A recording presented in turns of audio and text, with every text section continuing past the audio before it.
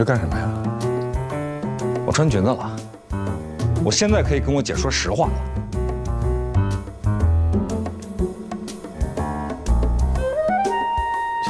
还挺合适的，哎。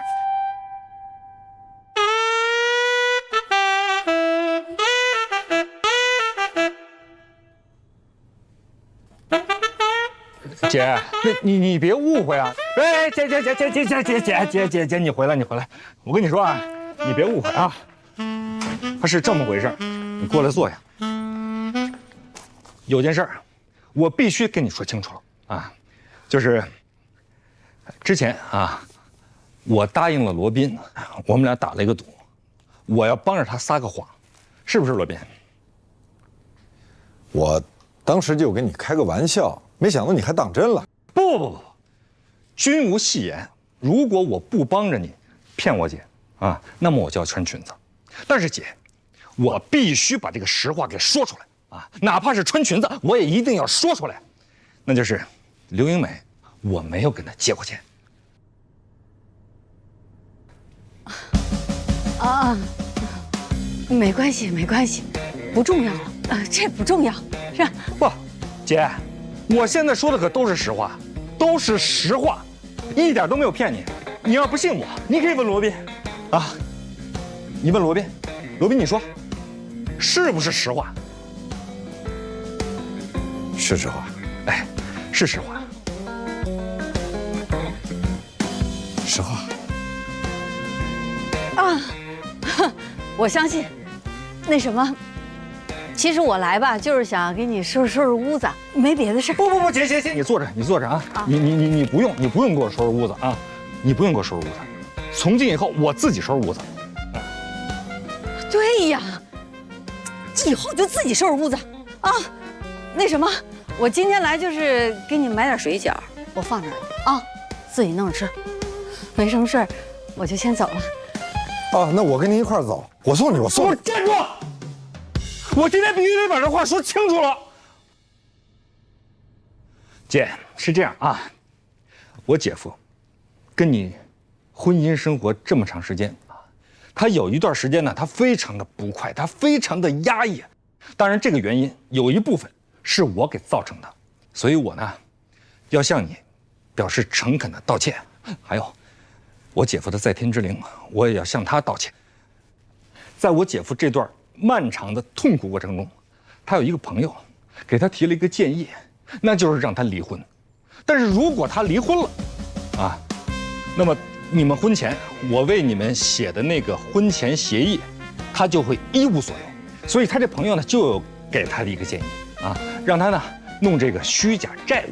但是我姐夫从来就没有用过这个办法。虽说我姐夫去世了，你在他的那些遗物里边找到了很多的记录。我弟弟是不是应该去医院看看？啊不，没事儿，你放心。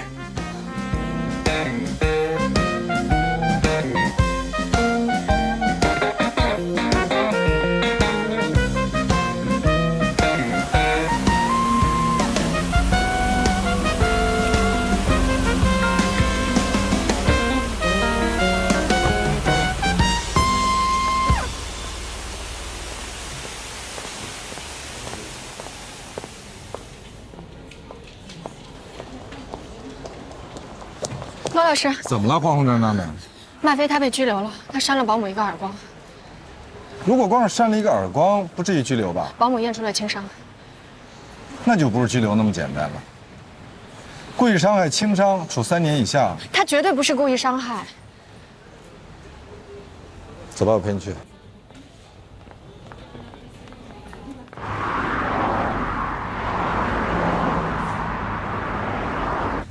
麦飞他是被冤枉的，是那个保姆虐待他爷爷在先，他从监控里看到，然后就太生气了，所以就冲回家打了保姆。亏他还是一个律师，一点法律常识都没有。保姆虐待老人可以去报案。是，他当时就是有点太冲动了嘛，所以。那监控视频呢？那个保姆求着他删掉，他就删了。愚蠢。警察说让我帮他找个律师。那警察是不是还说，让你找到那个保姆，赔偿人家一点钱，写份谅解书？马上找到他的地址。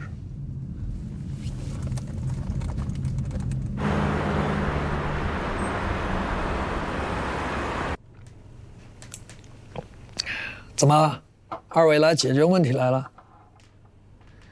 好，那我就给你说道说道。昨天晚上把我老婆从他们家赶出来，你们也看见了啊，把我老婆打成什么样了？2颗牙都给打掉了。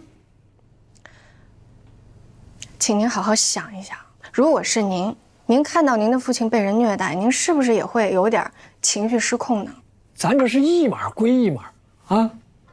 我老婆跟我说，那老头就欠揍。你说这么大的人了，连个尿尿都不会，啊，哼，还不如个猫狗呢。我老婆刚给他把裤子穿好，他就尿了。你说又给他换上，他又尿了。你说这不诚心的折腾我老婆吗？啊？您这2颗牙是什么时候掉的？啊，昨天当场给打掉的。不可能！怎么不可能？他自己都承认打人了，跟警察都认了。您老婆知道的，我当时就在现场，我看到了，没那么严重，血都没有流，我没有看见牙齿掉了。这是你说了算还是我说了算？我告诉你，我们这已经构成轻伤，已经验过了。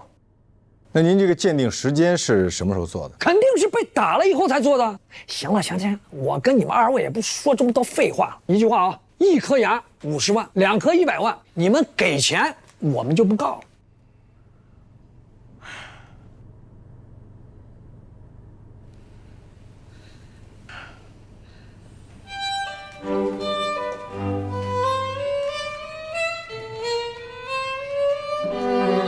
您太太这牙，如果我没猜错的话，应该是拔的吧？拔的不是打掉的那2个。那是哪2颗？您能给我看看吗？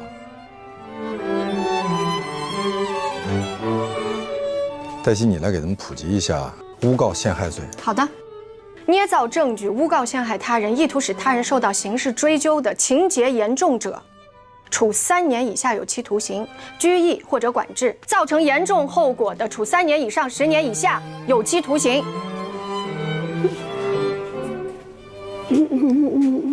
我们不告了，那打就打了，他就。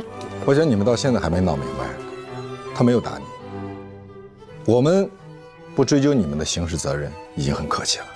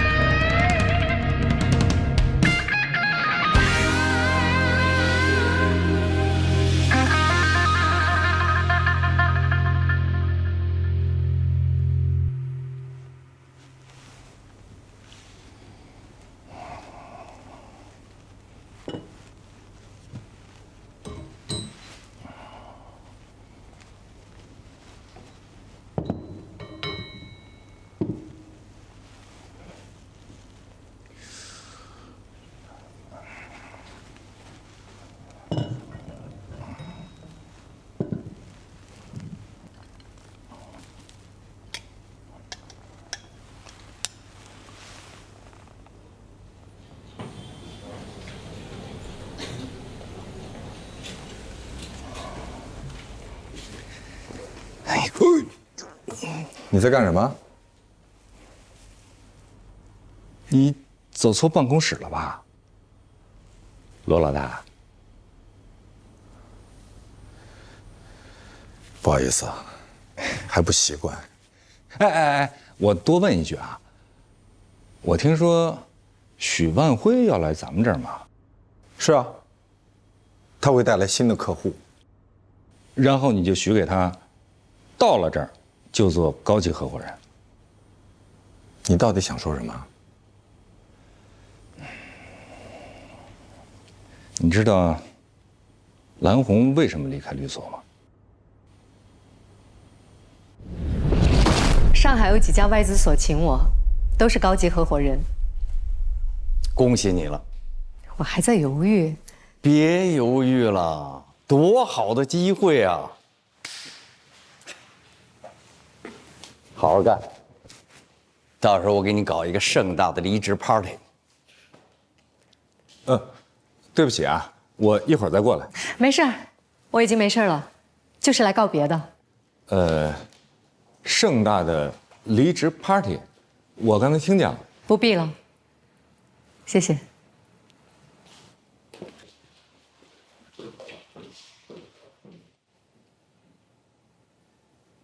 我没办法给他高级合伙人的位置，为什么？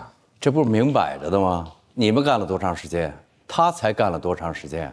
我要是给他高级合伙人的位置，你们能平衡吗？你们不平衡，谁给我干活啊？这实话吧？当时我在场，如果封印是你，我不是封印。当然了，我知道啊，你不必去做封印。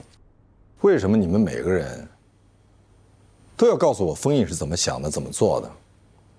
而你们每个人明明又知道我不是封印。不，我怎么说才能不让你误解我呢？我们说封印，并不是说要你成为封印。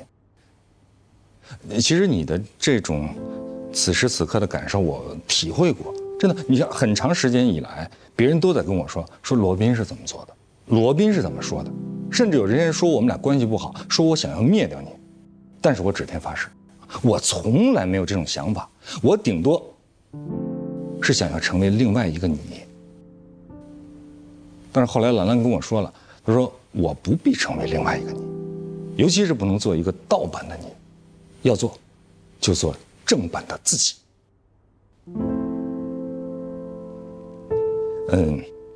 我跟你一样啊，我们都是那种受人滴水之恩当涌泉相报的人，所以呢，我怕还不起别人，所以我也不受别人的恩赐，所以我的朋友也很少。我不用为了维系朋友关系而去做自己不喜欢做的事儿，自己不愿意做的事儿，让谁失望都不要让自己失望，这是我父亲教给我的。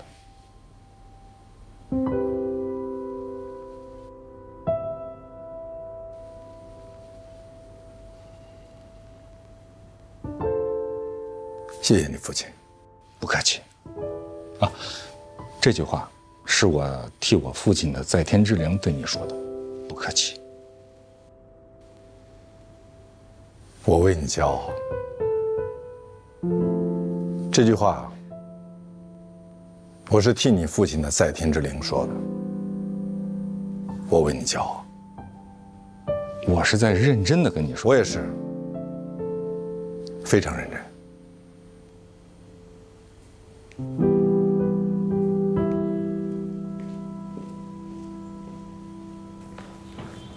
罗主任，丽娜不在吗？丽娜姐她一会儿过来，您找她有事儿吗？啊，不是她找我。哦，对，她有东西要给您，您等一下。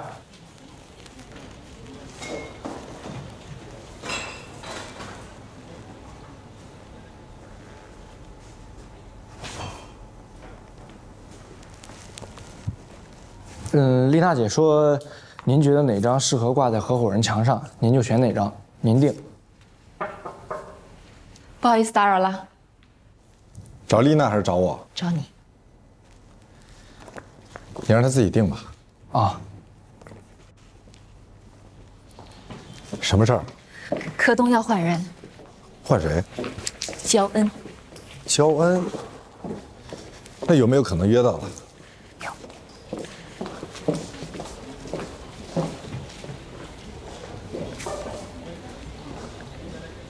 丽娜的照片真的要挂在这儿吗？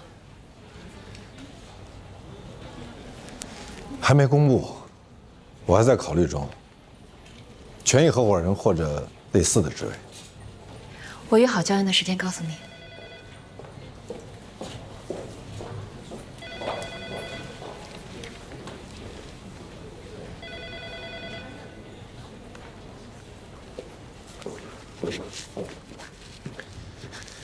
你刚才应该还有话没有说完。我说完了，你也听到了。我只听到了你跟我说，你真的要把丽娜的照片挂在合伙人墙上吗？好吧，那我可以说的更明确一点，你别介意。你说，我不介意。我喜欢全景，因为我喜欢这里公平纯粹的工作环境。虽然别的律所也有这样的先例，不是律师也可以做权益合伙人，但是在全景不应该有这样的先例，至少现在不应该有。你的意思是，我不应该提拔丽娜？你当然应该提拔丽娜，她忠心耿耿、劳苦功高，可她不是律师，她是你的秘书。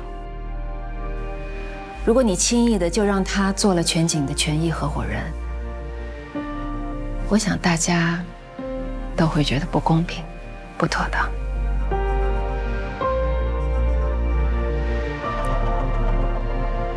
我猜，也许很多人都会跟你有一样的想法，只是他们没有像你一样说出来。我跟你说的这些，你放心，我不会告诉任何人。非常感谢。不，应该是我对你说，非常感谢。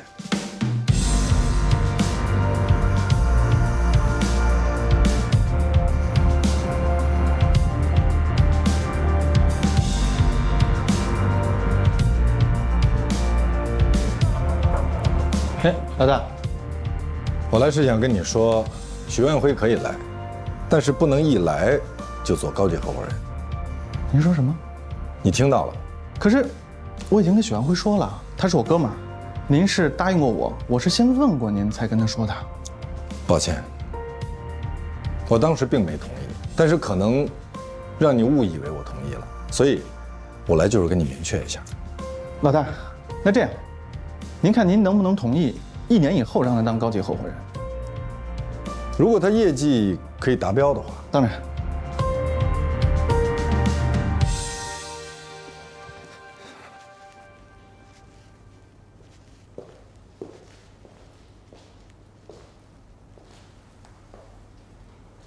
我觉得我需要向你认真的解释一下，以免你误会我。来，你坐。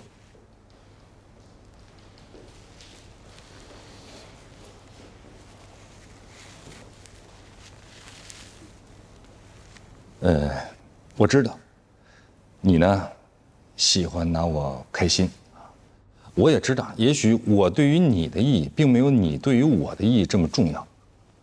但是你是我的朋友，而且我没有几个朋友，所以我对这份友谊非常的重视，非常的重视。你到底想说什么？对于许万辉，我没有意见。如果是非得让他做高级合伙人，他才肯来，那好，那就这样呗。因为我换位思考了一下啊，你说现在啊，顾姐走了，封印走了，蓝红也走了，你作为咱们律所的老大，你即使就是为了充实这个高级合伙人的队伍，你即使就是为了装点门面，我觉得也是需要的。如果换个人，恐怕早就跟你翻脸了。我说了什么让你翻脸的话吗？装点门面，是这句话吗？哎，你抓重点好不好？我不是说你再装点门面，我是说你即使是为了装点门面，那我也同意。我不同意。你说的对，让谁失望，也不应该让自己失望。所以我已经跟他们说了，许万辉可以来，但绝对不能是高级合伙人。我就知道你不会让我失望的。喂，能不能正经点？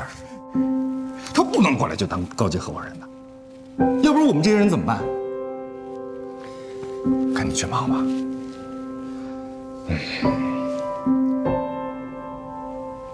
谢谢。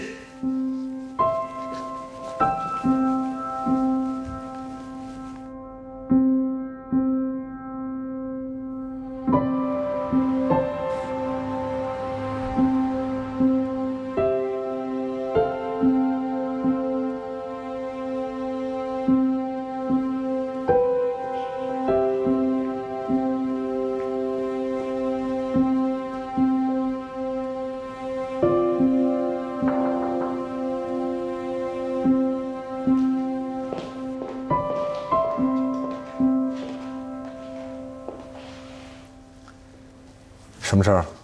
我感觉您好像有心事啊。你从哪儿感觉出来我有心事儿？那您大晚上喝什么咖啡啊？喝咖啡就代表有心事儿啊？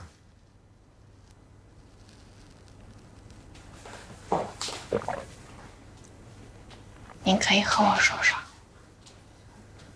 我没心事儿。你有事儿吗？我是过来感谢您的，为什么感谢我？为您每一次匡扶正义，除恶扬善。够响亮的啊！嗯。那请你以后再站在正义那边的时候，能不能也稍微站稳一点儿？别老是让我拼了命的匡扶你。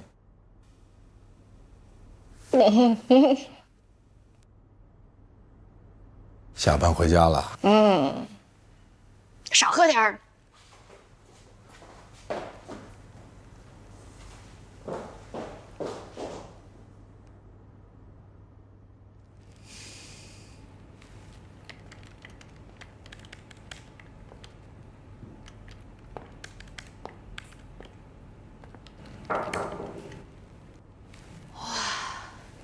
等一下，给我3秒，让我享受一下这种有人敲门的感觉。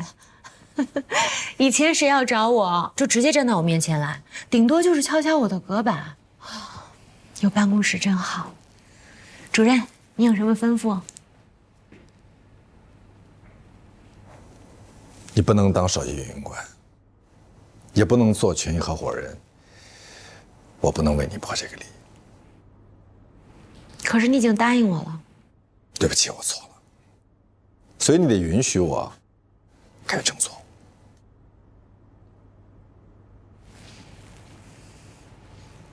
我要是不允许呢？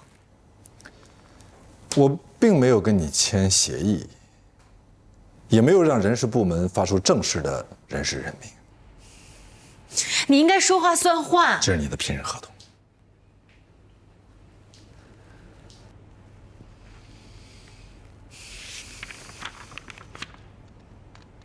行政总监，在我心里，你是一个真正的行政天才。但是合伙人真的不可以。那首席运营官呢？我需要跟你留出更多的进步空间。如果以后你又进步了，我应该拿什么奖励你呢？你说呢？好，你赢了。是双赢。是双赢，可是你赢的更多啊。期待你继续努力，早日成为首席运营官。那我现在是应该说是老板，还是应该说好我加油啊？你想说哪句？你想听哪句？你选。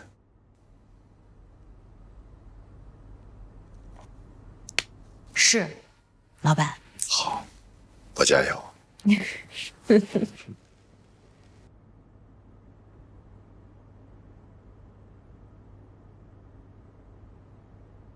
齐家保健品的案子，我恐怕做不到此为止。我看错你了，我就当您是在表扬我。是表扬。谢谢。再接再厉啊！好，我加油。还有啊，以后给我打电话，不许坐在办公桌上。好。再给你打电话，我一定沐浴更衣，以示庄严。哈哈哈哈！这可是你说的哈，必须说到做到。谢谢，谢谢你，冯主任。挂了。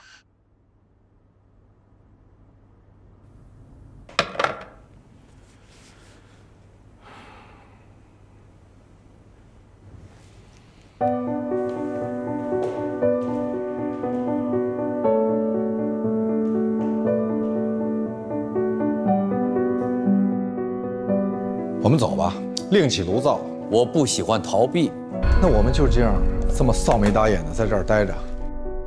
你的这些做法，往严重里说，已经损害了律师行业的形象了。那你就直接把我开除好了。让你道歉是给你机会，他是我最大的客户。咱们律所的价值观什么时候变成了谁有钱谁就正确？你和何塞必须搞好关系，不能让人认为我们律所里两虎相争。绝不能把责任推到助理或者临时工头上。必要的时候，我会让你负全责。老大，您要相信我。我是相信你，但是你要让我清楚，否则别人不知道我和那姑娘什么关系。不要把时间浪费在不值得的客户身上。我们必须要让来找我们以及准备来找我们的客户知道，我们全景律所不是所有的案件都会接，也不是说你有钱就一定能够成为我们的客户，而高胜诉率也由此产生。我觉得咱们这样做对他不公平。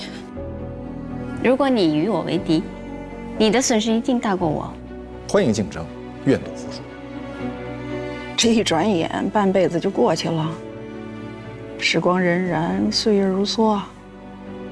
我对你们来说是良师益友，对我的家庭呢，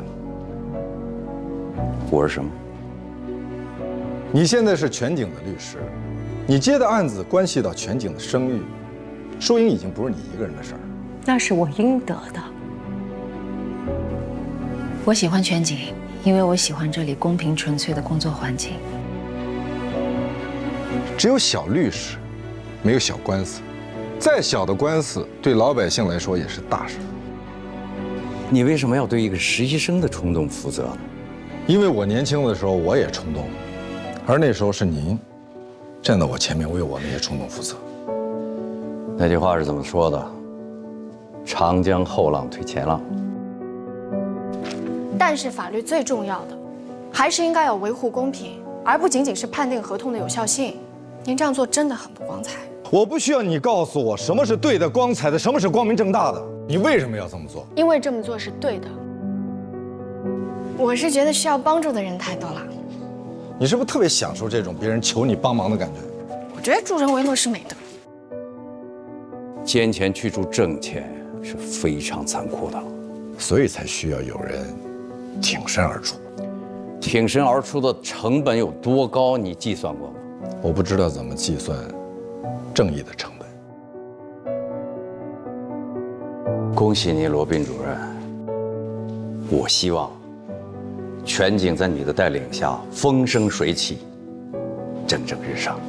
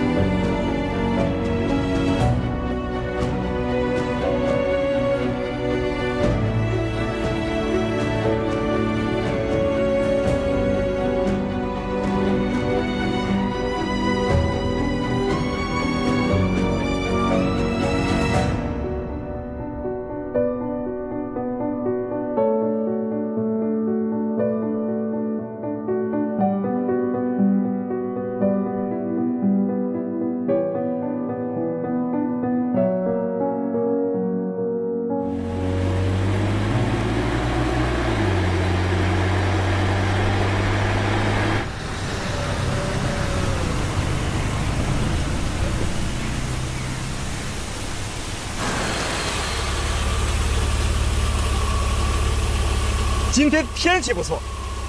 是啊，秋高气爽，一个收获的季节。我觉得你应该说呀，这是一个值得记住的日子。因为我跟你在这儿是偶遇吗？实际呢？实际这是经过我精心的设计的。你看，今天是你作为掌门人的身份，第一次召开全体会议，所以这是一个值得记住的日子。你看等将来咱俩老了啊，住在养老院里，咱俩就会说起啊。你还记得那天吗？咱们俩一块下的车啊，然后我们一起呢在办公楼下相遇了，然后我们走进了这栋办公楼，之后召开了一个重大的会议，而这个会议呢改变了律所的命运，改变了所有的人的命运。看来我得去找丽娜谈谈。哎，不是丽娜跟我说的，那是谁啊？我问了司机。那我要换掉司机。不是你的司机，是我的司机。恰好呢，咱们俩的司机都住在望京。那看来我要裁撤整个司机班。你不能这么做啊！你现在是上任伊始，你就大开杀戒，这对你不好。大在，你知道吗？之前啊，我了解了一下我们的运营成本，真的实在太高了。那你也不能裁掉司机班。我没有说裁掉，我说的是裁撤。裁撤的意思是，以后合伙人的司机啊、秘书这些行政成本，律所不再承担了。那我的司机呢？跟大家一样，合伙人自己负责。那你的司机呢？我是主任嘛，这就不对了，这就大大的不对了。官兵应该一致嘛，不能说你是主任啊，你司机的费用就由律所来承担，而我是高级合伙人啊，我的司机就由我自己来负担。可是我已经把律所的大部分客户，包括我自己的，都分给你们了呀。哎，但不是所有的案子它都赚钱呀，对吧？比如说公益服务啊、法律援助啊，如果你这么做了啊，那就没有人再去做什么这个帮助老百姓啊这种普通案子，没有人去做公益了。不，律所会专门成立一个公益事业部，由律所养着。那我去公益事业部。可是公益事业部没有司机、秘书这些配置。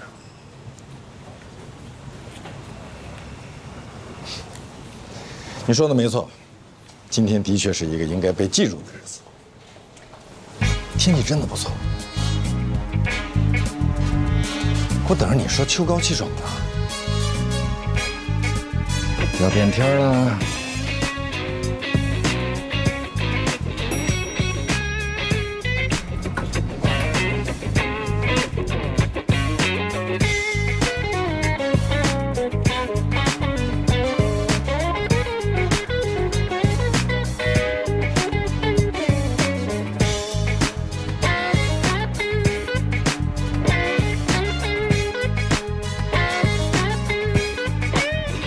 今天你们为什么要坐在这儿？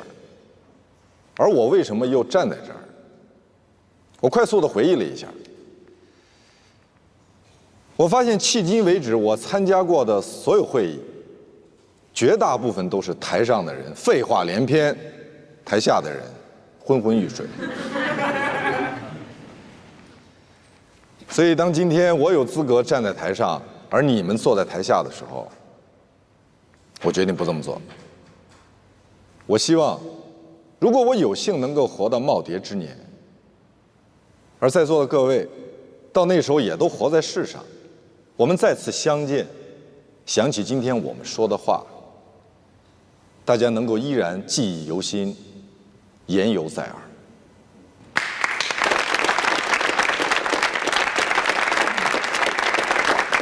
首先，我们要做出一些改变。压缩行政部门，以及改变评价体系。因为当我还是一个年轻律师的时候，我就对僵化的考核体系深恶痛绝。虽然这一体系被发明出来的初衷是为了更好的管理，但是它非常不适合一切有创造力以及有自尊心的个体。他把人当奴隶。你们被要求每天写日报，每周写周报，每月写月报，但我相信，你们当中的大部分人一定会为了对付这些日报、周报、月报犯过愁，而去胡编乱造，甚至嫁祸给无辜的客户。比如你们的客户如何难缠，以至于你们不得不花费大量的时间和精力去安抚他们。而事实上呢，你们只是因为当天没有可以写到日报里的业绩而已。所以，今天这个考核体系正是寿终正寝了，因为我比大家更不想浪费你们自己的聪明才智。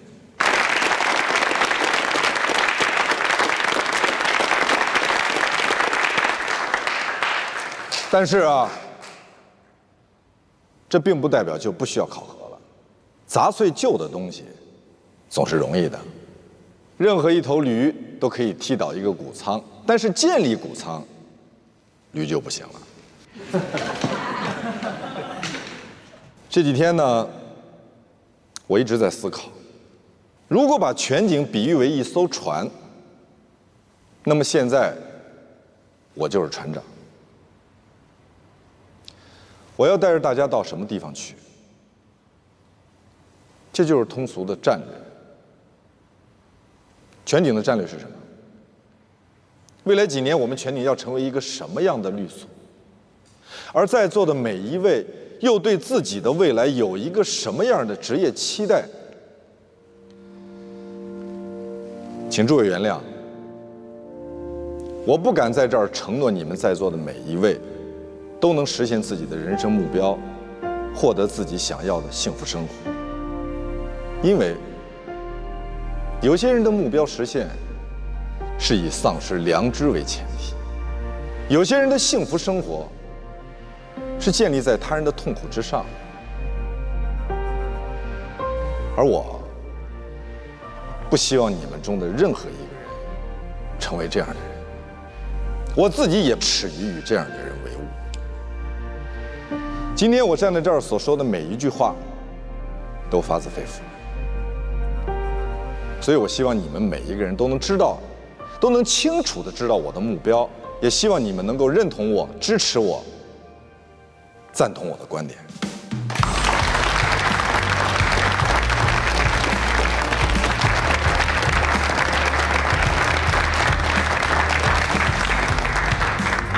第三，我可能不能保证全景在我的带领之下成为最赚钱的律所，但我可以保证，全景可以成为最值得尊重的律所。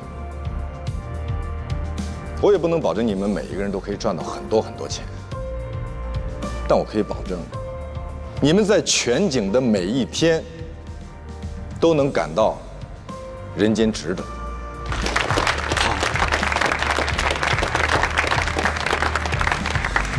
作为船长，我不能保证我们全景未来会一帆风顺，我也不能保证我们全景未来不会遇到大风大浪，但我保证，我一定会尽我的全力，为大家挡风遮雨，奋不顾身，一往无前。